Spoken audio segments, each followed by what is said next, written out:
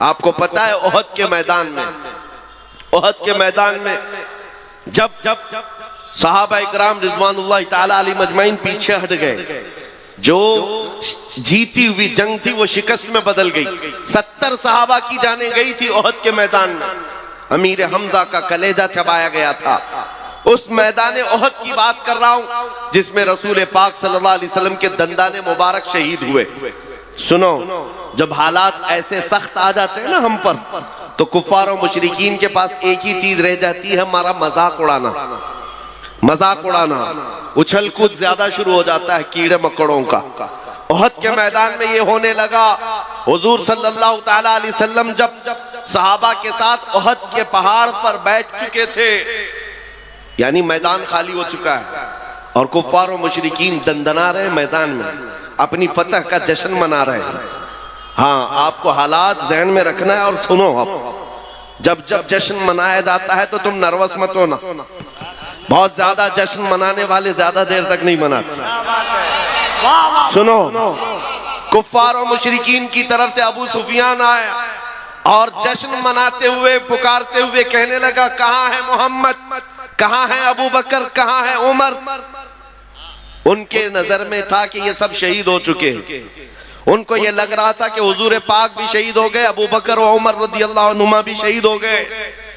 वो कुफ्फार और मुशरिकीन के दरमियान नारे लगा लगा कर कह रहे थे, मेरे अजीजों, हुजूर जख्मी थे, नबी पाक सल्लल्लाहु ताला अलैहि वसल्लम के दंदाने मुबारक से खून बह रहा था, सहाबा मौजूद है जख्मी हालत में, लेकिन मेरे आका सल्लल्लाहु अलैहि वसल्लम जलाल में आए और कहा इसका जवाब देना होगा इस काफिर का। खामोश बैठना ये अखलाक नहीं, जवाब देना है। और जवाब देने के लिए मेरे आका ने किसको उठाया? उमर इब्ने खत्ताब को। कहा उमर खड़े हो जाओ, उमर खड़े हो जाओ, जवाब दो। जब उधर से अबू सुफियान पुकारने लगा कि कहाँ है मोहम्मद, कहाँ है अबू बकर, कहाँ है उमर, ओहद के मैदान, ओहद के पहाड़ की दामन से सैयदना उमर इब्ने खत्ताब पुकारने लगे, ये है मोहम्मदुर रसूलुल्लाह, ये है अबू बकर सिद्दीक, ये है उमर, जिंदा है और तेरी आंख में गड़ते रहेंगे। उधर से नारा लगाया और मुशरिकीन ने ये नारा लगाना शुरू किया, ओल हुबुल, ओल हुबुल। हुबुल उनके एक देवता का नाम था। हुबुल की जय हो, हुबुल की जय हो।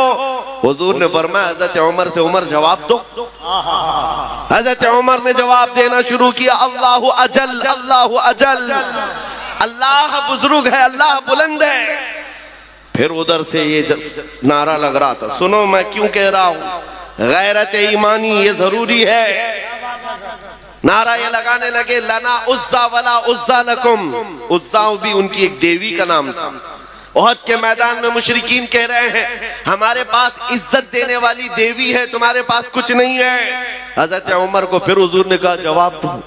हजरत उमर कहते, अल्लाहु मौलाना वला मौला लकुम, अल्लाह हमारा मददगार है, तुम्हारा कोई नहीं है। आखिरी नारा बड़ा दिलचस्प है, आखिरी नारा जिसके बाद काफिरों की जुबान बंद हो गई। अबू सुफियान ने कहा, कब तक जवाब दोगे? उमर, देखो हमने बदला ले लिया, बराबर बराबर हो गया। बद्र के मैदान में जो पहली जंग थी उसमें 70 काफिर मारे गए थे और ओहद के मैदान में 70 मुसलमान शहीद हो गए। अबू सुफियान कहता है, देखो बराबर हो गया, तुमने एक साल पहले 70 हमारे मारे थे, इस साल 70 हमने तुम्हारे मारे, जंग बराबर हो गई। हजरत उमर खड़े होते हो कहते हैं, अबू सुफियान कहाँ की बराबरी, किस बराबरी की बात कर रहा है? कोई बराबरी नहीं, तुम्हारे मारे हुए मुर्दे दोज़ख में हैं, हमारे मरे हुए जन्नत में हैं। नारे तकबीर, नारे रिसालत। ये गैरत ईमानी है। ओहद का मैदान क्या हुआ? हालात सही थे, हालात सही थे। वहां पर 70 सहाबा की जाने गई हैं। कैसे कैसी तकलीफें ओहद के मैदान में थी, बयान करने से कलेजा मुंह को आता है। हजरत अब्दुल्ला बिन जहश सहाबी हैं जिनके जिस्म के 80 टुकड़े कर दिए गए थे। साद इब्ने रबी जिनका पेट फाड़ कर आंतड़ियां बाहर निकाली गई थी। अनस बिन नुज़ैर वो सहाबी हैं जिनकी उंगली के अलावा पूरा जिस्म मिला ही नहीं। ये ओहद के मैदान में इतने सख्त हालात में सैयदना उमर खड़े होकर जवाब दे रहे हैं सुनो मेरे अजीजों, आज के वक्त में अगर कोई ये कहता है नहीं जवाब देना चाहिए, तो फिर मैं कहता हूं हदीस पाक की रूह के एतबार से उस आलिम को गूंगा शैतान कहा गया, गूंगा शैतान कहा गया है। तुम अपनी माँ के ऊपर आ जाए, बीवी के ऊपर आ जाए, बच्चों के ऊपर आ जाए तो जवाब देते हो। मोहम्मद रसूलुल्लाह की जात पर या इस्लाम पर या कुरान पर बात आए तो मेरे अजीजों फिर जिंदगी के ये हिकमतें और मसलहतें नहीं देखी जाती। हमारी इज्जत, हमारी आबरू रसूलुल्लाह के नाम से है। आज इन हालात के एतबार से मैं आपको सिर्फ और सिर्फ इतनी बात कहूंगा, ईमान पर जमे रहो, डटे रहो, मजबूती से कायम रहो। जो दीन अल्लाह ताला ने तुम्हें अता किया है इसका समझौता कभी नहीं करना। सैयद मियां मारा रवि रहमतुल्लाह अलैह ने क्या खूब नारा लगाया था, किसी की जय विजय क्यों पुकारे क्या गरज हमको, किसी की जय विजय क्यों पुकारे क्या गरज हमको, हमें काफी है सैयद अपना नारा या रसूल अल्लाह, हमें काफी है सैयद अपना नारा या रसूल अल्लाह। हाँ, हम रसूलुल्लाह के, जन्नत रसूलुल्लाह की। आपको सिर्फ मैं इतनी बात पूछता हूं, अगर दुनिया आपको हुजूर का गुलाम कहे तो आपको कोई एतराज है? आपको अगर दुनिया हुजूर का गुलाम कहे तो एतराज की बात क्या? मेराज है हमारी। हम तो ये चाहते हैं कि दुनिया हमें हुजूर का कुत्ता कहकर पुकारे। तो जब दुनिया के सामने तुम्हें कोई एतराज नहीं है तो गुलामी करो तो खुल के गुलामी करो, इश्क हो तो इजहार भी हो। नबी पाक सल्लल्लाहु ताला अलैहि वसल्लम से अगर निस्बत रखने पर तुम फख्र करते हो तो खुल करके करो। ये दाढ़ियां छिलाकर, टोपियां छुपाकर, गैरों की शबी बना करके तुम फिर किस गुलामी की बात करते हो? फिर किस गुलामी की बात करते हो? जिस मैदान में भी जाओ, अरे दुनिया चोटी रखने में शर्म नहीं करती, नंगा घूमने में फर्क शर्म नहीं करती, आमिना के लाल के चेहरे पर तुम्हें शर्म किस बात की है?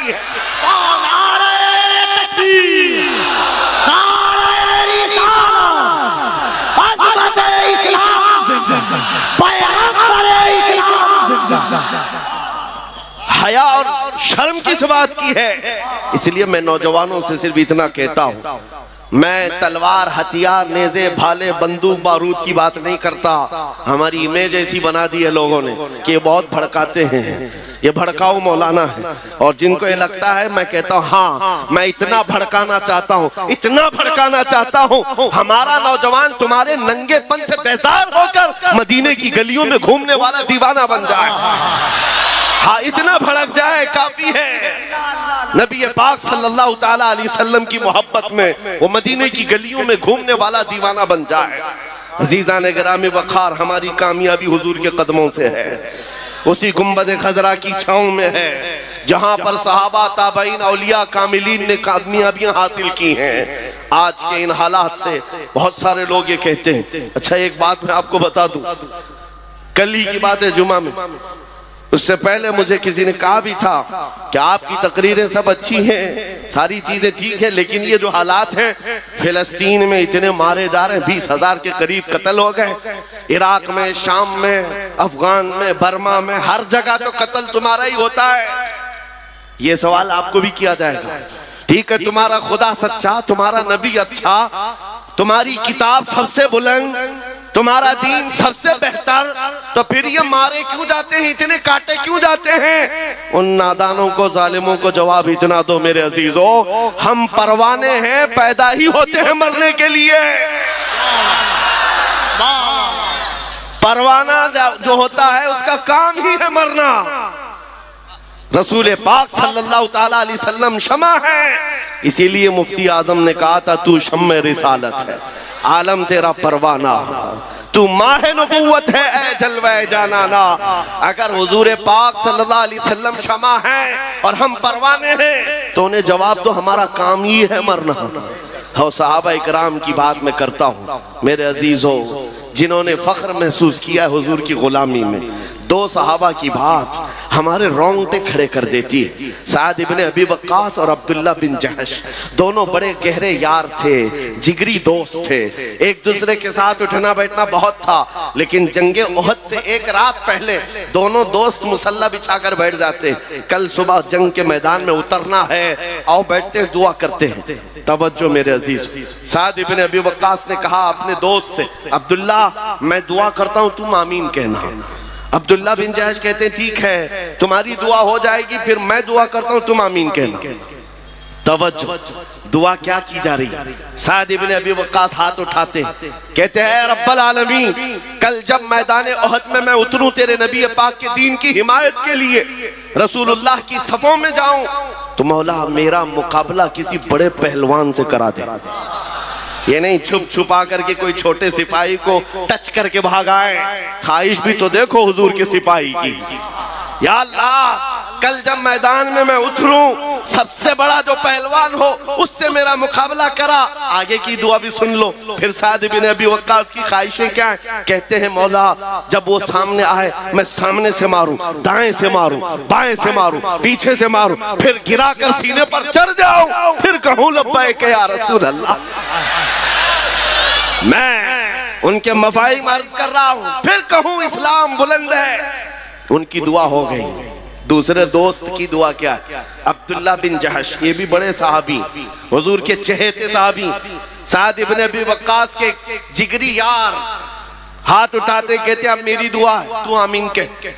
दुआ क्या कर रहे? अल्लाहु अकबर। कहते हैं रब्बल आलमीन, मैदान ओहद में कल तेरे हबीब के साथ मैं सफों में जब जाऊं, तेरे दीन की हिमायत के लिए, तेरे नबी की इज्जत और नामूस के लिए, मौला मैं लड़ते लड़ते लड़ते लड़ते दुश्मनों के नरगे में चला जाऊं, और दुश्मन कभी मुझे सामने से मारे, कभी पीछे से मारे, कभी दाएं से, कभी बाएं से, और मैं हर जख्म पर तेरे नाम की बुलंदी का ऐलान करूं, इस्लाम की बुलंदी का ऐलान करूं, हर जख्म पर तेरे हबीब की इज्जत की बात करूं।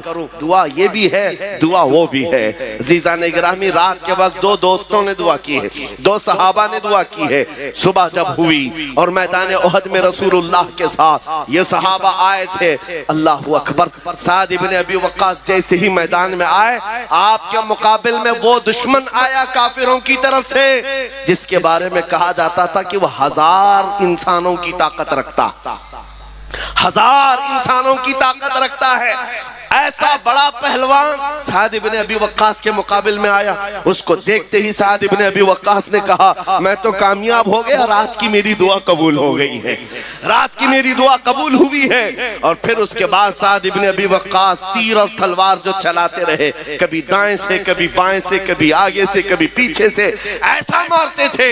साद इब्ने अबी वक्कास को जानते हो कौन है? ये अशरा मुबशरा से वो सहाबी जिनके तीर और तलवार का अंदाजा कर सकते हो। साद इब्ने अबी वक्कास जब तीर चलाते थे, पीछे से रसूलुल्लाह सल्लल्लाहु अलैहि वसल्लम ये फरमाते, इरमी या साद ये अबी अंत व उम्मी, ऐ साद तीर चला मेरे माँ बाप तुझ पर कुर्बान।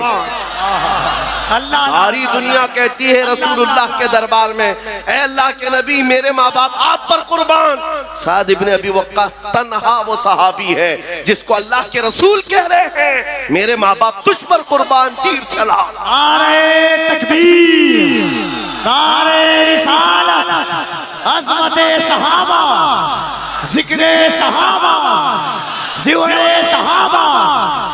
साद इब्ने अबी वक्कास ने बढ़ करके उसको ढेर किया, और जैसे इनकी रात की दुआ थी, सीने पर चढ़ करके कहा इस्लाम था, इस्लाम है, इस्लाम रहेगा। शाम हो गई जब जंग खत्म हुई, मैं मुख्तसरन अर्ज कर रहा हूं, और जब पता ये चला कि मुसलमानों में 70 शहीद हो गए हैं, साद इब्ने अबी वक्कास कहते मेरे दोस्त, मेरे जिगरी यार की क्या खबर है? साहबा ने कहा तुम्हारा दोस्त अब्दुल्ला बिन जहश शहीद हो गया।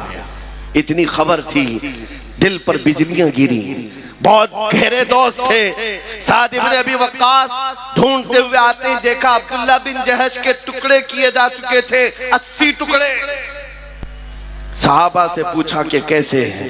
साहबा ने कहा ये मस्त और दीवाना वार लड़ते हुए ऐसे घुस गए और नरगे में फंसे तो सामने से, दाएं से, बाएं से, पीछे से इनको इतना मारा गया, हर जख्म पर चिल्लाते थे अल्लाह अकबर, अल्लाह सबसे बड़ा है। उसके बाद शहीद हो गए और उनके टुकड़े किए गए। साद इब्ने अबी वक्कास टुकड़ा उठाते हैं और कहते हैं मेरे अब्दुल्ला, कल मैंने भी दुआ की थी और तूने भी दुआ की थी, मेरी भी कबूल हुई, तेरी भी कबूल हुई, लेकिन कसम रब्बे सुल जलाल की, मेरी दुआ से तेरी दुआ कई दर्जे अफजल है, इसलिए कि हुजूर की मोहब्बत में मारना और है, हुजूर की मोहब्बत में मर जाने का मजा और है। आला हजरत इसी को कहते हैं जान है इश्क मुस्तफा, रोज वजू करे खुदा, जिसको हो दर्द का मजा नाज़े दवा उठाए क्यों। हुजूर की मोहब्बत में जो दुनिया से जाता है वो एक लज्जत लेकर के जाता है, वो एक मजा लेकर के जाता है। लिहाजा मेरे अजीजों, मैं आपको सिर्फ ये बातें इसलिए अर्ज कर रहा हूँ कि ये शहादतें तारीख में रकम हैं। हम बार बार अपने बच्चों को इसलिए सुनाते हैं कि कोई गटर से निकला हुआ कीड़ा इनको डरा न दे और आप डर भी न जाएं। ऐसे हालात होते हैं। अभी अभी मौसम में निकले हुए कभी तुमको छोटी छोटी चुरियां लेकर के लहरा करके दिखाते, ये देखो हम आ रहे हैं, हम आ रहे हैं। गीदड़ों से कहो ये अल्लाह के नबी के वो शेर हैं जो 1400 साल से करबला सुनते आ रहे हैं। नारे तकबीर, नारे रिसालत। हालात जैसे भी हो, मेरा मैसेज सिर्फ इतना है, अपने ईमान का सौदा कभी नहीं होने देना, अपने दीन का सौदा कभी नहीं होने देना। इस्लाम के मुतालिक तुम ज्यादा फिक्रमंद भी मत हो, इस्लाम अपना दिफा खुद करता है, इस्लाम अपना डिफेंस खुद करता है। ये इस्लाम वो पौधा है जो ततारियों की बड़ी आंधियों में भी महफूज रहा है। हाँ, चंगेज और हलाकू के दौर में भी इसका बाल बेका नहीं हो सका। आपको पता है बगदाद में ततारियों ने कत्ले आम किया था, सबको सुला दिया है, खून से लाल कर दिया है। और ततारी बादशाह की बेटी शाम में घूमने के लिए निकली है तो उस वक्त देखा कहीं से अजान की आवाज आ रही। हमने तो बगदाद की ईंट सींट बजा दी, फिर भी आवाज आ रही है। लोगों को यही तो दर्द है, हमने कई सालों से इनके पीछे मेहनत की, फिर भी अजान कहीं ना कहीं से आती है, अजान की आवाज आती है। हाँ वो आएगी। एक बात बता दूं, कफील साहब इसको नोट करें, एक मस्जिद में किसी बुत के रख देने से वो बुत कदा नहीं होता। तारीख गवाह है 307 काबे के अंदर थे, तब भी काबा काबा था। कोई हाथी चल रहे, नारे रिसालत, मज़हब-ए इस्लाम, अज़मत-ए इस्लाम, पैगंबर-ए इस्लाम। काबा काबा ही था, काबे का तवाफ कभी नहीं रुका, काबा का हज होता रहा। 360 बैठे थे तब काबा काबा था। और फिर मेरे आका सल्लल्लाहु अलैहि वसल्लम तशरीफ लाए और हर तरह की शिर्क और कुफ्र से काबे को पाक किया। और हमारा यकीन है मोहम्मद अरबी का गुलाम कभी तो आएगा और फिर बुत कदे से उस मस्जिद पाक को पाक करके कौम के हवाले कौम के हवाले करेगा इंशाअल्लाह। मेरी बात सुनो, ततारियों की बेटी ने पूछा इस वक्त अजान की आवाज कहां से आ रही है, आवाज कहां से आ रही है। लोगों ने कहा ढूंढते, देखा तो एक छोटी सी दुकान में एक बूढ़ा आदमी है अजान दे रहा है, पकड़ के लाओ इसको। पकड़ करके लाए। बूढ़े लोग जो हैं बड़े सख्त होते हैं। हाँ, अभी हम एक बूढ़े साहब का इंटरव्यू भी देख रहे थे, बड़े तन करके जवाब देते, क्योंकि उनको पता है अब बचा क्या है, अब बचा क्या है, दाढ़ी सफेद हो गई, कमर झुक गई है, जाना है वैसे भी। तो बूढ़ा अजान दे रहा है बगदाद की गलियों में। ततारियों की बेटी बड़ी सख्त दिल की थी, गिरफ्तार करके लाई। कहा बाबा तुझे पता है हमने यहाँ तो पूरी की पूरे मीनार गिरा दिए, खोपड़ियों से मीनार बनाए हैं तुम्हारे, इस वक्त तुम अजान दे रहे हो। बूढ़े ने कहा जब तक मेरी सांस चलती रहेगी अजान देता रहो। उस खातून ने एक सवाल पूछा कि अच्छा तुझे इतना यकीन है तेरे खुदा पर, तो फिर तेरा खुदा बचाया क्यों नहीं? हम इतना मार रहे थे और इतने लोगों को मारा है, तुम्हारा खुदा कहाँ है, क्यों नहीं बचाया? बूढ़े ने बड़ी दानिशमंदी का जवाब दिया। कहा बेटी तुझे पता है बकरियां पालने वाला रेवड़ लेकर के जब चलता है तो साथ में कुत्ता भी लेके चलता है। बकरी कभी रेवड़ से हट जाती, इधर उधर जाती है तो कुत्ता भौंक भौंक करके उसको जमात में शामिल करता है। हम उम्मते मुस्तफा कभी भटक जाते जमात से इधर उधर, मौला तुम जैसे कुत्ते छोड़ता है, तुम भौंक भौंक करके हमें फिर शरीयत में ले आते। क्या हालात है भौंकने वाले, अगर और तेजी से भौंके तो मेरा यकीन है कि ये जो बच्चे इधर उधर भटके हैं इंशाअल्लाह मेरे मुस्तफा की छांव में जरूर आ आएंगे ना इंशाअल्लाह। अब अपने दीन की हिफाजत करनी है, अखलाक से करनी है, हुजूर पाक की सुन्नतों से करनी है। अब हमारी जो जिंदगी बाकी है मेरे अजीजों, यही इजहार भी करना है। और एक बात मैं ये भी बता दूं, हालात के एतबार से चंगेज ये भी 50 लाख इंसानों के कत्ल का उसके ऊपर इल्जाम भी है, और बल्कि हकीकत है 50 लाख लोगों को मारा है। रोजाना कत्ल नहीं करता तो खाना नहीं खाता। एक मर्तबा यही हमारी जमात, मुसलमानों की जमात मैदान में गिरफ्तार करके लाई गई, 3 सफों में खड़ा किया, खुद घोड़े पर बैठा हुआ है, खिलौने से खेल रहा है। जल्लाद को बुलाया कि अब इनकी सफें उड़ाना शुरू कर दो, गर्दनें उड़ाओ। इन हालात में सुनो मेरे अजीज, पहली मर्तबा जब जल्लाद गर्दन पर तलवार उड़ाने लगा, चलाने लगा, तो एक पहली सफ में बूढ़े मियाँ थे, वो हट करके पीछे चले गए, दूसरी सफ में चले गए। पहली सफ में नंबर ना आए दूसरे में चले जाते, मरना तो था ही। जब पहली सफ वालों को पूरा जल्लाद उड़ा दिया, गर्दनें उड़ गईं, दूसरे सफ की बारी आई। चंगेज देख रहा था कि ये बूढ़ा पीछे चला गया है, कहां तक जाए। दूसरी सफ को हुक्म दिया, जल्लाद को हुक्म दिया गया मारो।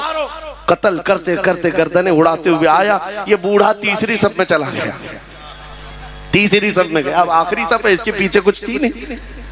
अब चंगेज ने तीसरी सफ के कत्ल के हुक्म से पहले मजाक में कहकहा मार करके पूछा, बूढ़े पहली सफ में खड़ा था दूसरी में आ गया, दूसरी में खड़ा था अब तीसरी में आ गया, तीसरी की बारी शुरू हो रही है, अब कहां जाएगा। बूढ़े ने कहा अब भी मेरा अल्लाह है, अब भी अल्लाह है, ना उम्मीद नहीं है। उसने अभी जल्लाद को हुक्म दिया ही था। उस चंगेज के हाथ में जो खिलौना था, घोड़े पर बैठकर खेल रहा था, अचानक गिर गया, और वो खिलौना उठाने के चक्कर में जैसे ही झुका उसका घोड़ा बिदक गया, उसका पैर घोड़े की जीन में फंस गया और घोड़ा भागने लगा। इतना भागा कि चंगेज के सर को पत्थरों से टकराते टकराते घोड़ा किसी के काबू में नहीं है। सारे सिपाही घोड़ा पकड़ने के पीछे भागे हुए हैं, सारे वजीर पकड़ने के लिए जा रहे हैं। घोड़ा उस वक्त जाकर रुका जब इसका सर फट कर 2 टुकड़े हो गए, मर चुका है, और सारी सल्तनत एक आन में खत्म। बूढ़ा अपने हाथ उठाकर कहता है, ऐ दुनिया वालों देखो मेरा मौला मौजूद है। कैसे भी हालात हो मेरे अजीजों, अल्लाह है। कुरान पाक में मेरा मौला फरमाता है, ला तहज़न इन्नल्लाह माना। रसूल पाक सल्लल्लाहु तआला अलैहि वसल्लम ने गारे सौर में हजरत अबू बकर को यह जुमला कहा था। ये जुमला बहुत पावरफुल है, बहुत पावरफुल है। आज अगर आप ये कहते हैं कि कौन है हमारे साथ, कौन सी सियासी ताकत है, कौन सी कुव्वत है, मियाँ हमको भी देखो, लोग ये सोचते होंगे बड़े बड़े लोग इनको चलाते हैं, एक छोटा आदमी भी पीछे खड़े होने को तैयार नहीं होता। हाँ, ये तो बड़े जिगरे वाले मौलाना लोग हैं जो बैठ गए स्टेज पर, यूपी में तो डरते भी हैं। हाँ, इनके स्टेज पर बैठेंगे, दूसरे दिन फोटो में आएंगे। हाँ, एक मौलाना साहब उन्होंने कहा भी, आपके साथ बैठे थे, दूसरे दिन पुलिस वालों ने उठा लिया। कहा क्यों उठाया? कहा लब्बैक लब्बैक तुम बहुत पुकार रहे थे। मैंने उन मौलाना साहब से कहा, फख्र करो मौलाना, दुनिया चोरी करके थाने जाती है, तुम नबी का नाम लेकर जा रहे हो, इसमें क्या खौफ, इसमें किस बात की झिझक और शर्म है। मैं ये कह रहा हूं मेरे अजीजों, नबी पाक सल्लल्लाहु तआला अलैहि वसल्लम की मोहब्बत में अगर किसी को हया है और शर्म है तो ये शैतानी शर्म है, ये शैतानी हया है। सिद्दीक अकबर गारे सौर में हुजूर के साथ हैं, मुशरिकीन ढूंढते ढूंढते उस गार तक भी आ गए, और ऐसे हालात थे कि हजरत अबू बकर कहते हैं अगर वो पांव उठाते तो हम नजर आ जाते। मुशरिकीन वहां तक पहुंच गए हैं, अगर वो पांव उठाते तो हम नजर आते। हजरत अबू बकर सिद्दीक की बेकरारी जैसी बड़ी पूछा रसूलुल्लाह, आका अब क्या होगा? तब नबी पाक ने अबू बकर सिद्दीक के सीने पर हाथ मारा और कहा, ला तहज़न इन्नल्लाह माना, घबरा मत, अल्लाह हमारे साथ है, अल्लाह हमारे साथ है। आज फिर मैं ये कहता हूँ, कौन है तुम्हारे साथ? दुनिया ये बार बार ताना मारती है, ये पार्टी भी नहीं, वो पार्टी भी नहीं, हजारों गुरु घंटाल तुम्हारे साथ हो, अल्लाह हमारे साथ है। इस यकीन के साथ जिंदा रहो मेरे अजीजों, अल्लाह हमारे साथ है। आपकी पैदाइश जब हुई थी, आपके कान में मुअज्जिन ने सबसे पहला जुमला क्या कहा था? अजान देते हैं कि नहीं बच्चा पैदा होने पर? बोलो जोर से, क्या कलमा था? अल्लाह हो, अल्लाह हो, अल्लाह अकबर का मतलब अल्लाह सबसे बड़ा है। और उसके बाद जिस दिन तुम मरते हो, कफन पहना करके जनाजा लाकर रख दिया जाता, इमाम तुम्हारे जनाजे पर तकबीर उठाकर सबसे पहले क्या कहता है? क्या कहता है? हम इस दुनिया में आए थे अल्लाहू अकबर सुन करके, दुनिया से जा रहे अल्लाहू अकबर सुन करके। यह अकीदा है, इस दुनिया में हम मुसलमान अल्लाह से बड़ा किसी को नहीं मानते, अल्लाह सबसे बड़ा है, अल्लाह सबसे बड़ा है। इस ईमान के साथ जियो मेरे अजीजों। आपको पता है आज के हालात में लोग तुम्हें ये कहेंगे, सब आधा इधर आधा उधर करके चलो, लकुम दीनुकुम वलिय दीन की बात है। कुछ पीर लोग भी आए, कुछ मौलवी लोग भी आए, जरा इनका भी दिल रख लो, जरा इनका भी दिल रख लो। एक मियान में दो तलवार नहीं रह सकती। आप इस बात को याद रखो, इस्लाम पर हो तो इस्लाम पर पूरे के पूरे उतर जाओ।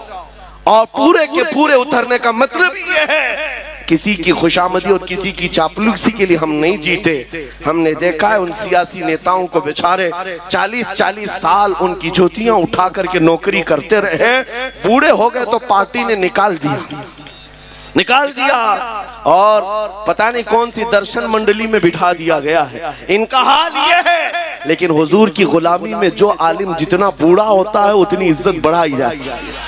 मोहम्मद के गुलामों में बुढ़ापा आ नहीं सकता।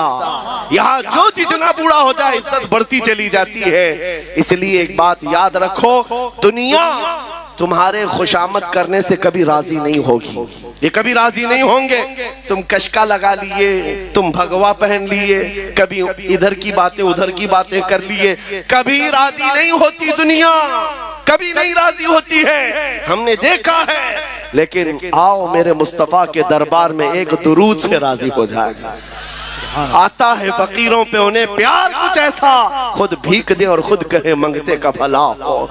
इसलिए राजी करना हो तो इस एक दरबार में जिसको आला हजरत ने कहा है, आज ले उनकी पनाह, आज मदद मांग उनसे, कल न मानेंगे खयामत में अगर मान गया, कल न मानेंगे खयामत में अगर। मैं जो अपनी गुफ्तगू खत्म कर रहा हूँ इस बात पर, एक बहुत बड़ी बात है। आज तुम क्या कर रहे हो इसी का एतबार है, आज क्या कर रहे हो इसी का एतबार है। ये मत सोचना कि कयामत के दिन हुजूर की शफाअत तो हो ही जाएगी। किसके लिए शफाअत? ईमान वालों के लिए है, ईमान वालों के लिए है, इस्तिकामत के साथ जमे रहे उनके लिए है। आपको पता है कब्र में 3 सवालात होते हैं, सबने सुना है कि नहीं सुना?